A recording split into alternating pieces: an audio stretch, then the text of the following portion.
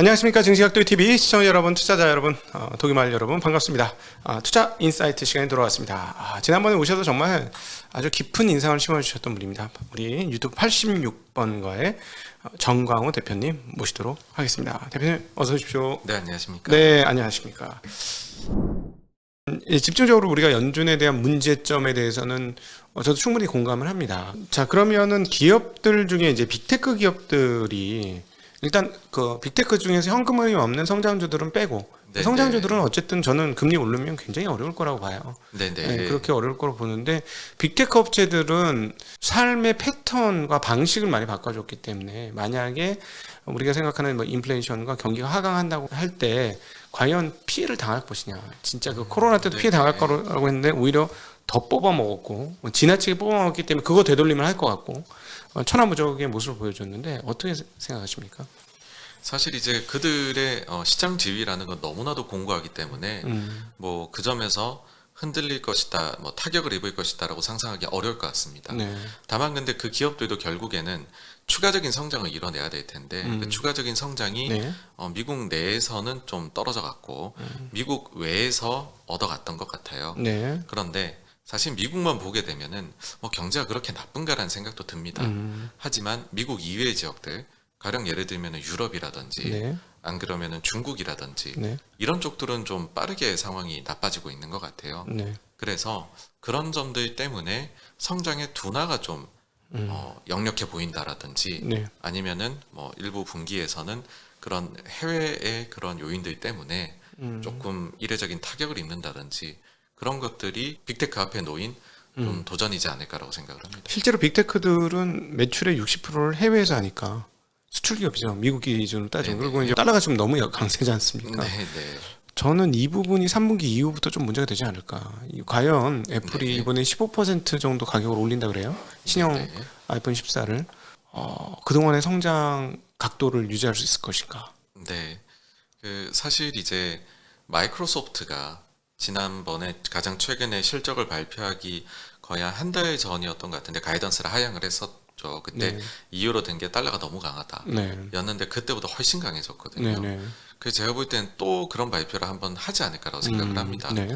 그리고 또 말씀대로 계속해서 이런 지배력이 있는 기업들이 가격을 올려왔었고 또 다른 예로는 테슬라 같은 경우도 가격을 많이 올렸지 않습니까? 네네. 최근에도 또 FSD 관련해서 가격 인상을 발표를 했는데 저도 정말 궁금합니다. 어디까지 과연 그럴 것이냐?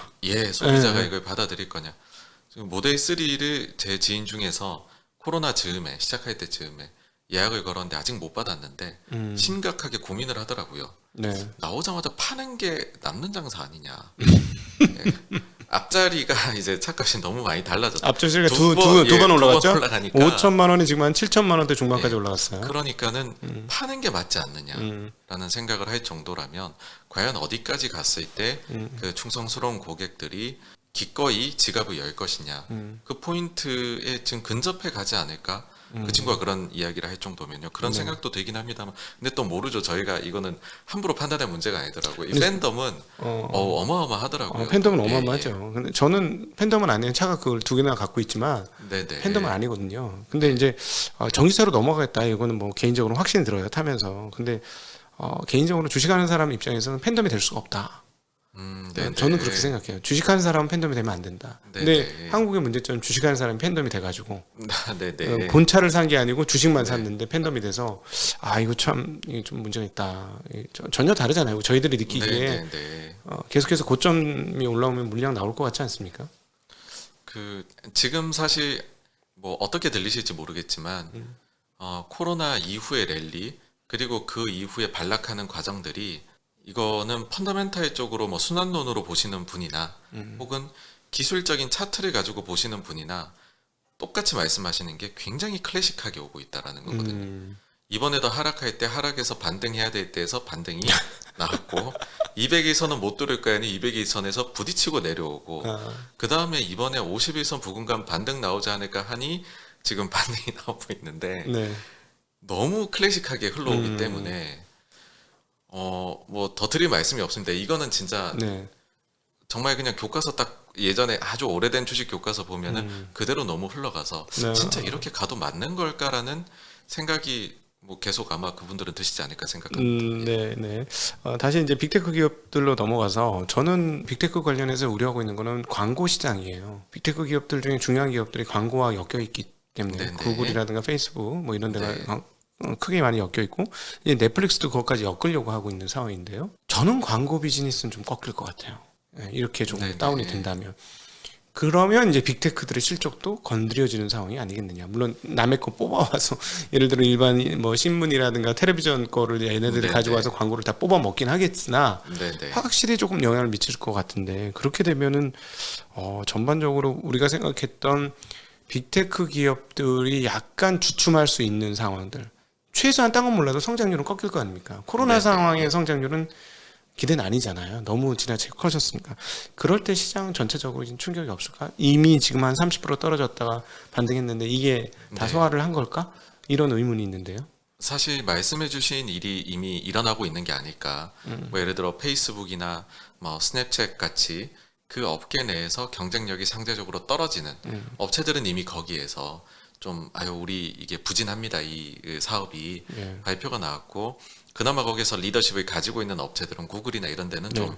상황이 낮고 그래서 결국은 또 돌고 돌아서 경제 지표가 잘 나와야 된다는 게 진짜 말씀해 주신 대로 침체로 흘러가게 되면 광고 쪽이 가장 이거는 선행하는 산업 중에 하나여서 네. 말씀해 주신 대로 거기에 영향을 받을 수밖에 없을 거다라고 보거든요. 네. 그래서 어쨌든 제일 중요한 것은 이거를 제가 정확하게 이렇게 될 거다 말씀드리는 건 아니지만은 그렇기 때문에 침체 여부가 굉장히 중요해진 시점이다. 네. 네. 다시 한 번 말씀드리지만 경제 지표는 무조건 잘 나야 된다. 네네. 그러니까 여기서 말하는 경제 지표라면 뭐 제조업 지수, PMI 지수, 예.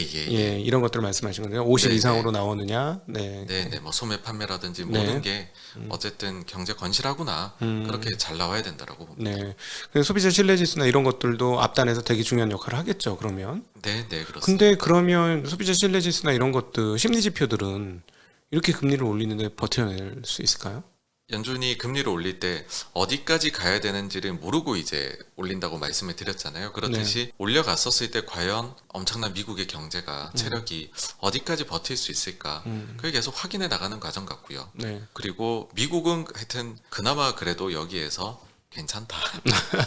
다른 진짜 나라보다 문제는 다른 데들이 사실 이미 지금 그렇게 진행되고 있잖아요. 예.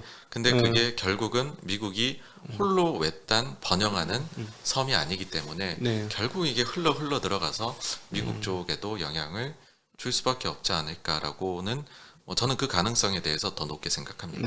네.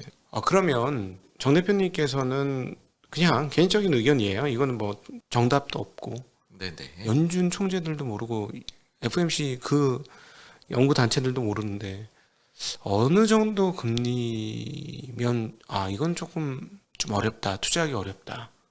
이건 좀 고민 좀 해봐야 되고 조금 시장에서 조금 한 걸음 떨어져서 고민을 해봐야 네. 될까?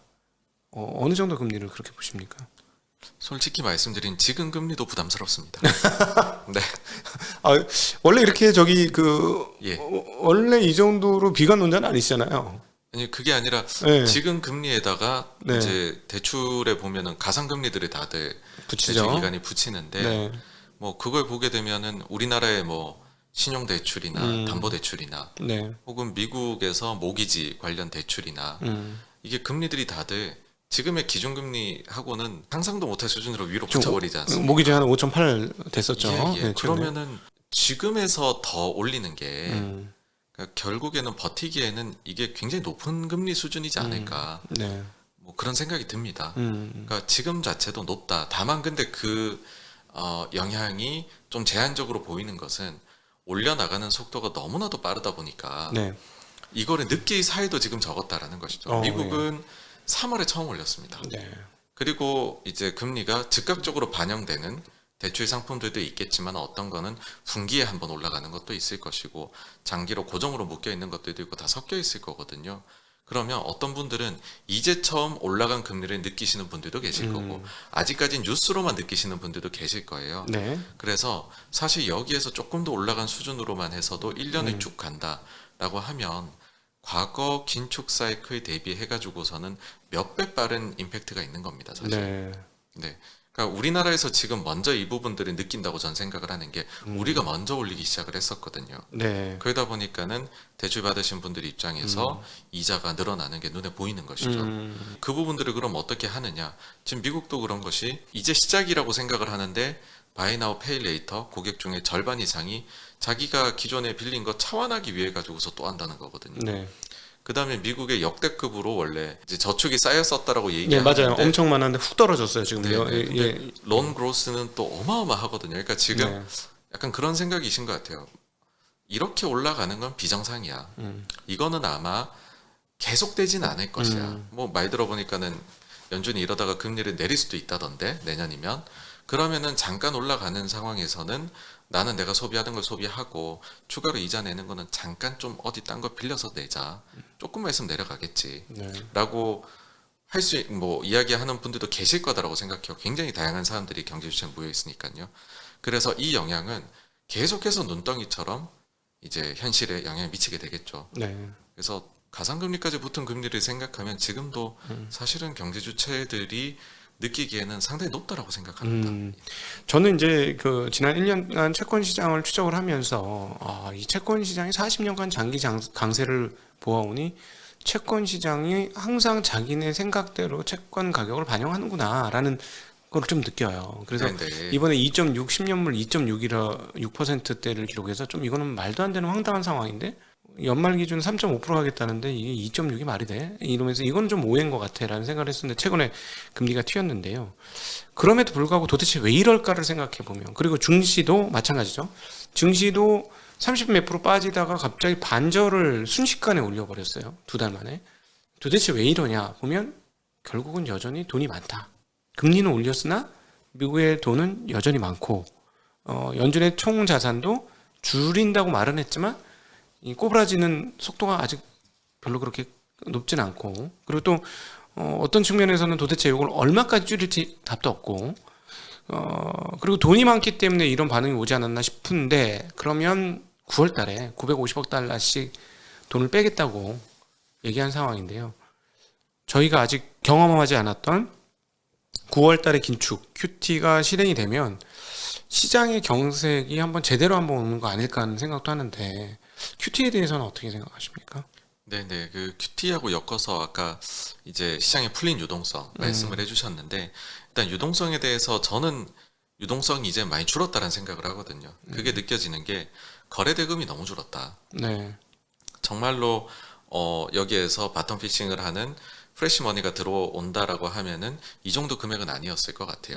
훨씬 많은 금액이 들어와야 되지 않을까라고 생각을 해서 그래서 기존에 있던 돈들에서 왔다 갔다 하는 부분이다라는 생각이 들고요.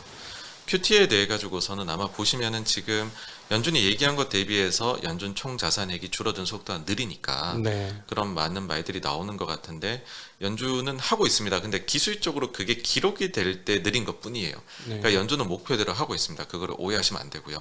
연준은 말한 대로 지금 해오고 있으나 우리가 총 자산을 봤었을 때는 적게 줄고 있는 것 뿐입니다. 그래서 9월부터 줄여나가면 이제부터는 또 기술적으로는 가속도가부터 보이실 수도 있습니다. 네. 그래서 그것도 또 오해를 하시면 안 되죠. 이 가속도를 붙여서 원래 950억 하겠다는데 더 하는 거 아니야?는 아니거든요. 아닌데 그렇게 보이실 수는 있습니다. 네. 사실 유동성이 저는 뭐 그렇게 풍부한지에 대해 가지고서 지금 좀 의문이 있어서 네. QT 자체도 뭐 되게 생명력이 길지는 않지 않을까라는 생각이 하다가 중간에 일단은 포기할 하거든요. 수도 있다. 예. 예. 네. 어. 사실 그랬습니다. 과거에도 금융위기 이후에 QT에 나가다가 너무 갑자기 이게 시장의 유동성 팍 마르니까는 낙Q이라고 해갖고서 갑자기 또 돈 뿌렸습니다. 네. 2018년에 쭉 줄이다가 제대로 못 줄이고 끝나버렸죠. 예. 네. 이번에는 재정을 풀었기 때문에 그 연준이 은행에다 돈을 뿌렸던 2008년도 이후의 궤적과 재정으로 돈을 뿌리는 궤적은 좀 다를 수 있지 않느냐. 그렇게 해서 나타난 게 인플레인 것 같아요. 그렇죠. 인플레가 나타났죠. 사실 지난 40년 동안 계속해서 인플레가 없었던 거는 디플레 거의 디플레였죠 오히려. 뚜렷하게 재정을 그렇게 풀지는 않았었거든요. 네. 근데 이번에는 너무나도 노골적으로 주머니에 돈을 꽂아줬었거든요. 그러다 보니까 현실에서 인플레가 발생하는 걸 경험을 했는데 코로나 때 재정과는 다른 게 이번에 IRA도 보시게 되면 네. 돈을 풀겠다는 게 있으면은 이 재원 조달을 하겠다라는 것도 발표를 해버리거든요. 네, 근데 그렇죠. 코로나 이후 때의 부양책 때는 그런 게 없었습니다, 딱히. 네. 그래서 이거는 네팅을 해보면은 제로거나 마이너스일 수도 그렇죠. 있는. 네, 거의 제로예요. 저도 보니까. 예, 네. 예. 그래서 이제는 재정에 대해서 크게 기대하기가 어렵지 않느냐. 네, 그런 생각이 들고요. 그러니까 그 재정으로 인해서 인플레이션이 일어난 것까지는 맞는데 재정으로 인해서 경기가 계속 호황을 유지할 수 있냐 여부에 있어서는 이미 재정을 더 이상 풀 수 있는 여력이 없고 이번에 IRA를 통해서도 그것도 엿보이는 상황이기 때문에 재정에 의한 부스팅은 이제 거의 마무리된 것 같다. 네, 그렇습니다. 예, 네. 자, 여러분은 지금 우리 유튜브 86번가의 대표인 전 펀드 매니저 정강호 대표님과의 대담을 듣고 계십니다. 증시각도의 TV 투자 인사이트 시간입니다.